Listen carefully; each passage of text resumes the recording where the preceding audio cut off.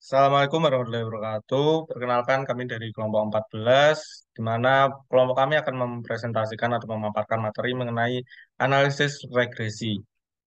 Kelompok kami beranggotakan saya, Heri Krisna Setiawan, dari D3 RMIK kelas A dengan NIM 3052239. Perkenalkan, nama saya Dery Fernanda dengan NIM 305 22024.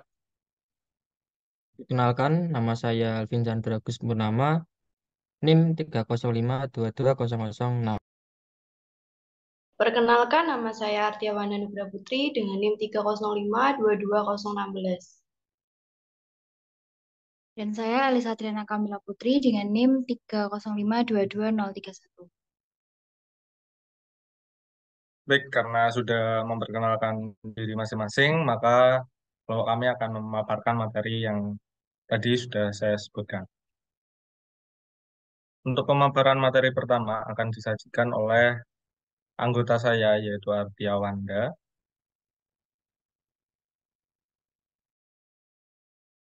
Untuk Artia Wanda, waktu dan tempat saya persilahkan. Baik, di sini saya akan menjelaskan mengenai penghitungan koefisien regresi. Next.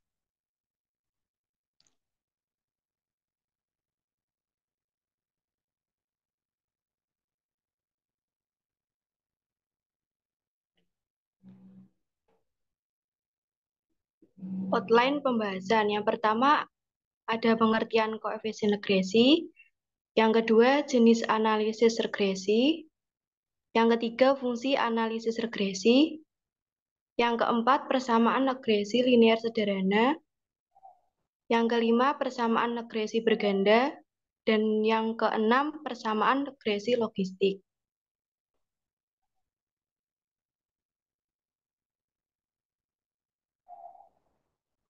Nah, apa itu koefisien regresi? Koefisien regresi adalah parameter statistik yang digunakan dalam analisis regresi untuk mengukur hubungan antara variabel independen atau variabel penjelas dan variabel dependen atau variabel yang akan diprediksi. Dalam konteks regresi linear, koefisien regresi menggambarkan perubahan rata-rata dalam variabel dependen yang diharapkan ketika variabel independen mengalami perubahan sebesar satu satuan dengan tetap mempertahankan nilai variabel independen lainnya. Next.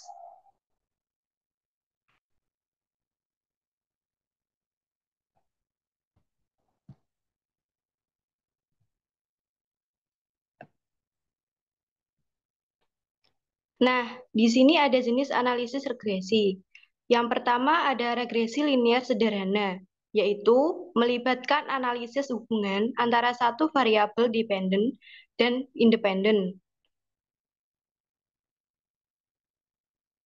Dan yang kedua ada regresi berganda. Nah, regresi berganda ini melibatkan jumlah variabel independennya dapat kurang lebih dari satu dengan satu variabel dependen. Dan yang ketiga ada regresi logistik. Regresi logistik ini memprediksi variabel terikat yang berskala dikotomi atau skala data nominal dengan dua kategori. Misalnya, besar dan kecil, dan berhasil dan gagal. Next.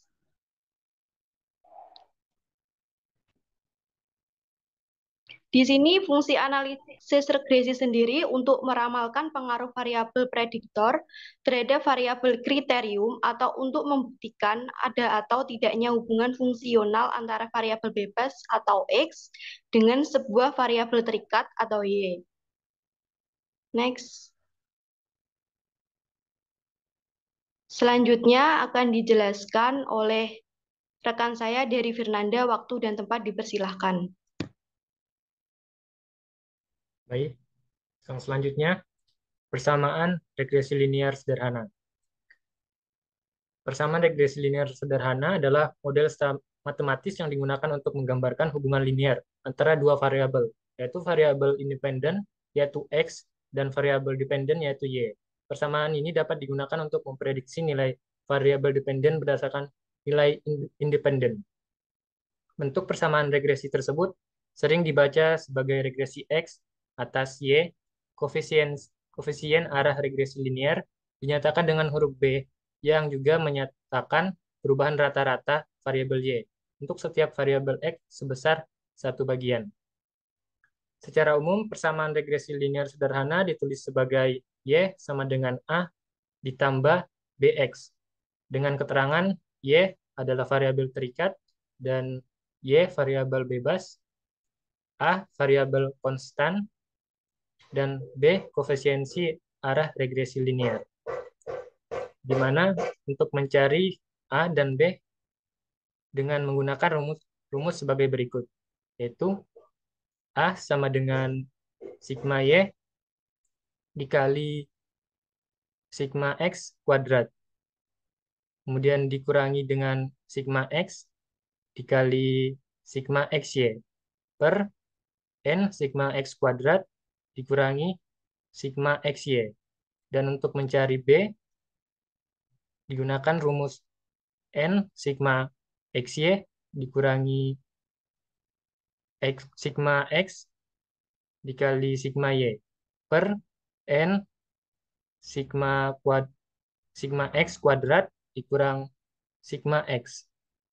Next.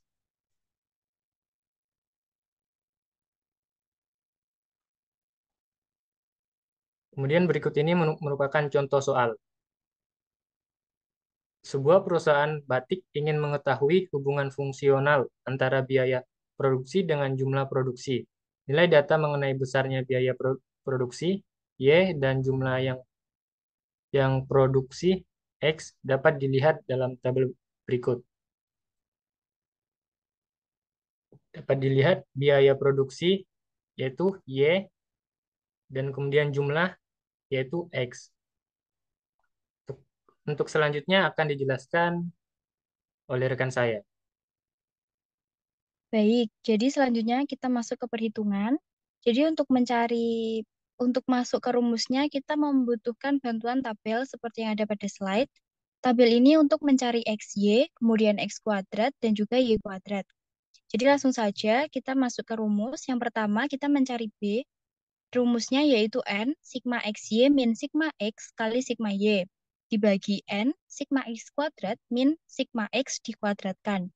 Langsung saja kita masukkan datanya, yakni B sama dengan N. Jadi untuk N-nya di sini sejumlah 8 data ya. Banyak datanya ada 8.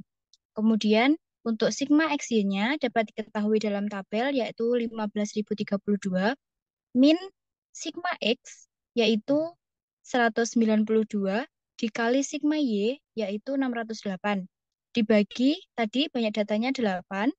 Kemudian sigma X kuadrat dalam tabel bisa dilihat yaitu 4.902 min sigma X dikuadratkan. Jadi untuk sigma X-nya ada 192 dikuadratkan. Sama dengan 3.520 dibagi 2.325 sama dengan 1,4965 yang kita bulatkan menjadi 1,5. Untuk selanjutnya mencari A. Jadi dikarenakan B-nya tadi sudah diketahui, untuk mencari A kita bisa menggunakan rumus bantu yaitu A sama dengan Y bar min B X bar.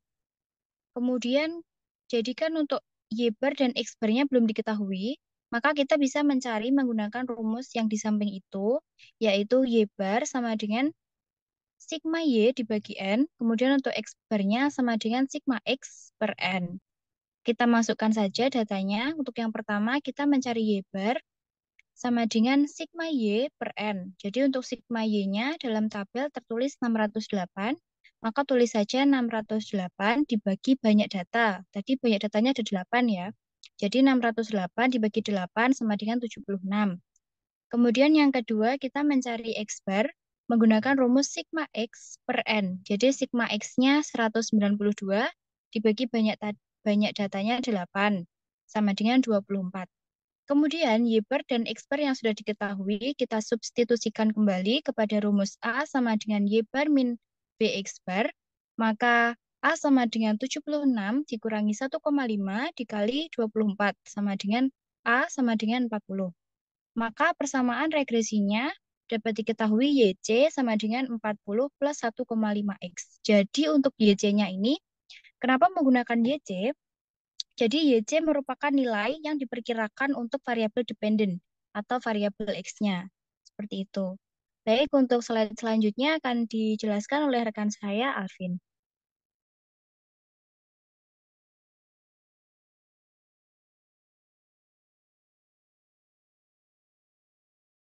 Baik, untuk selanjutnya persamaan regresi berganda.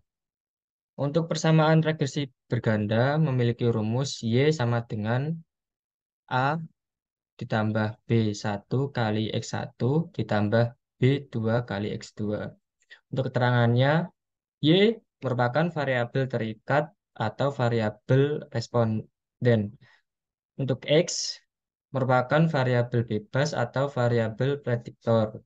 Untuk A merupakan konstanta. B merupakan slope atau koefisien estimate yang artinya untuk menghitung kemiringan garis yang dihasilkan dari regresi linear set data. Nah, untuk keadaan bila B1 dan B2 mempunyai nilai yang demikian, yaitu nilai sama dengan 0. Dalam hal ini, variabel Y tidak dipengaruhi oleh X1 dan X2. Untuk nilainya negatif, di sini terjadi tidak ada hubungan dengan arah terbalik atau variabel antara variabel tak bebas Y dengan variabel-variabel X1 dan X2. Eh, dan bagaimana jika nilainya positif? Jika nilai positif itu terjadi hubungan yang searah antara variabel Y dengan variabel-variabel bebas X1 dan X2. Eh, dari keterangan ini, jika saya ambil hipotesis Y itu konsumsi masyarakat, X1 itu harga, X2 itu pendapatan. Nah, eh, jika nilainya 0, maka dalam hal ini konsumsi di masyarakat itu tidak dipengaruhi oleh harga dan pendapatannya. Eh, Begitu juga dengan jika nilainya positif, maka terjadi hubungan yang searah antara variabel Y dengan variabel bebas X1 dan eh, maaf maaf. Maka akan ada hubungan yang searah antara konsumsi di masyarakat dengan harga dan pendapatan. Next.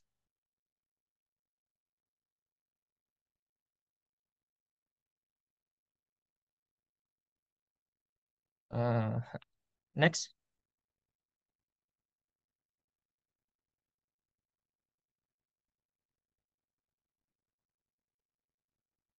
Nah, eh, untuk rumusnya, bila untuk mencari koefisien regresi B1 dan B2 serta konstantanya A dapat dihitung dengan rumus rumus berikut sebagai berikut.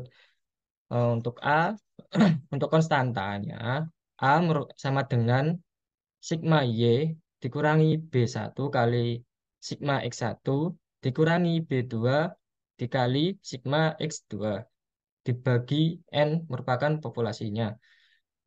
B1 sama dengan sigma X2 kuadrat dikali sigma X1Y dikurangi sigma X2Y dikali sigma X1 X2 dibagi sigma X1 kuadrat dikali sigma X kuadrat lalu dikurangi sigma X1 dikali X2 kuadrat.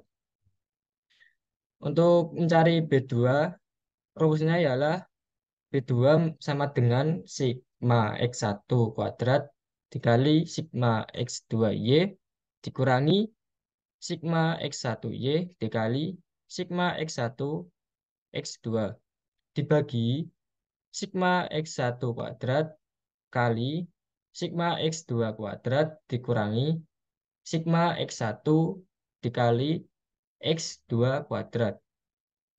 Yang mana eh,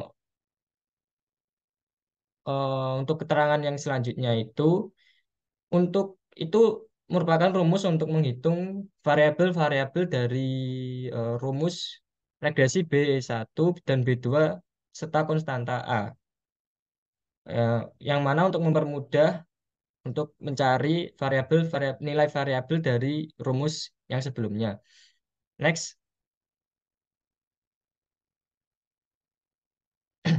Nah, yang berikut ini ada contoh soal yang mana terdapat data, ada variabel Y, X1 dan X2. Nah, di sini sudah terdapat 10 barisan dari Y, X1 dan X2. Nah, untuk berikutnya kita akan mencari regresi linear bergandanya yang akan dijelaskan oleh rekan saya yaitu Hari Krishna. Waktu dan tempat dipersilakan. Baik, terima kasih atas kesempatan yang telah diberikan. Jadi setelah tadi dijelaskan rumusnya oleh rekan saya, Alvin Chandra, yaitu kita cari dulu untuk X1 kali Y, X2 kali Y, X1 kali X1, X2 kuadrat, X1 kuadrat, dan juga Y kuadrat, seperti pada tabel berikut. Bisa dilihat, dan setelah ketemu semua jawabannya, maka kita cari sigma dari setiap kolom tersebut. Semisal sigma Y kita dapati di sini 26, sigma X1 482, dan juga seterusnya.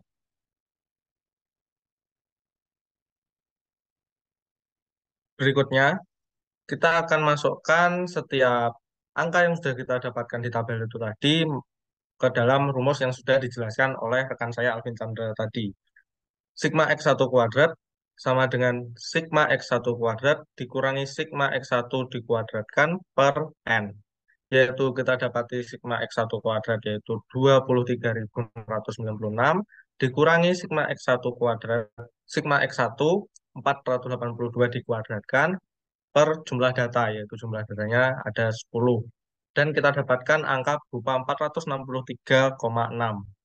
Selanjutnya yaitu sigma X2 kuadrat sama dengan sigma X2 kuadrat dikurangi sigma X2 dikuadratkan per N. Kita dapatkan sigma X2 kuadrat yaitu 9.141 dikurangi dengan sigma X kuadrat yaitu 299 dikuadratkan per jumlah data yaitu 10 dan didapati nilai jumlah 200,9. Berikutnya ada sigma Y kuadrat, yaitu sama dengan sigma Y kuadrat dikurangi sigma Y dikuadratkan per N.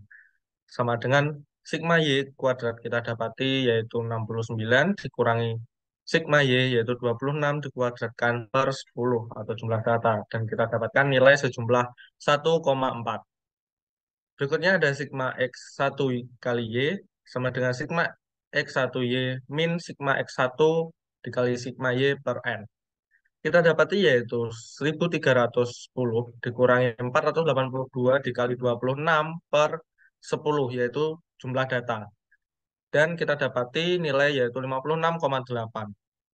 Berikutnya kita masukkan sigma X kuadrat sigma X2Y sama dengan sigma X2Y min sigma X2 sigma Y per N sama dengan 661 dikurangi 299 dikali 26 per 10. Dan kita dapati hasil yaitu minus 116,4. Berikutnya yaitu sigma X1 X2 sama dengan sigma X1 X2 dikurangi sigma X1 dikali sigma X2 per N sama dengan 14.532 dikurangi 482 dikali 299 per jumlah data yaitu 10 dan didapati nilai sejumlah 120,2. Berikutnya masuk rumus yang kedua yang dijelaskan oleh rekan Alvin tadi, yaitu mencari koefisien B1, B2, dan konstanta A. Untuk koefisien B1, yaitu menggunakan rumus sigma X kuadrat dikali sigma X1Y dikurangi sigma X2Y dikali sigma X1 X2 per sigma X1 kuadrat dikali sigma X2 kuadrat dikurangi sigma X1 kali X2 kuadrat. dimasukkan rumus yang sudah kita hitung tadi dan kita temukan jawabannya seperti yang di samping, yaitu B1 200,9 dikali 56,8 dikurangi minus 116,4 dikali 120,2 dibagi 463,6 dikali 200,9 dikurangi 120,2 kuadrat dengan memiliki hasil 0,32281. Begitu juga B2, kita masukkan hasil yang sudah kita cari lagi itu tadi ke dalam rumus B2, yaitu 463,6 dikurangi minus 116,4 dikurangi 56,8 dikali 120,2 per 463,6 dikali 200,9 dikurangi 120,2 kuadrat dan mendapatkan hasil yaitu minus 0,772. Selanjutnya mencari konstanta A, yaitu menggunakan rumus sigma Y dikurangi B1 kali X kali sigma X1 dikurangi B2 dikali sigma X2 dibagi jumlah data atau N. Dan kita masukkan hasil yang sudah kita cari lagi, yaitu 26 dikurangi 0,32281 dikali 482 dikurangi negatif 0,772 dikali 299 dibagi dengan jumlah data yaitu 10. Dan kita dapati hasil yaitu 10,1234. Dan kita masukkan persamaan, yaitu Y sama dengan A min B1 X1 ditambah B2 X2, sesuai dengan yang sudah dijelaskan oleh rekan saya di awal tadi, yaitu Y sama dengan 10,1234 dikurangi 0,32281 X1 plus minus 0,772 X2. Untuk X1 dan X2 itu nanti bisa dimasukkan sesuai yang ingin kita perkirakan. Lanjut ke persamaan regresi logistik. Persamaan regresi logistik memiliki rumus yaitu ln P bar per 1 min P bar sama dengan B0 plus B1X. Dan keterangan ln yaitu logaritma natural B0 plus B1X.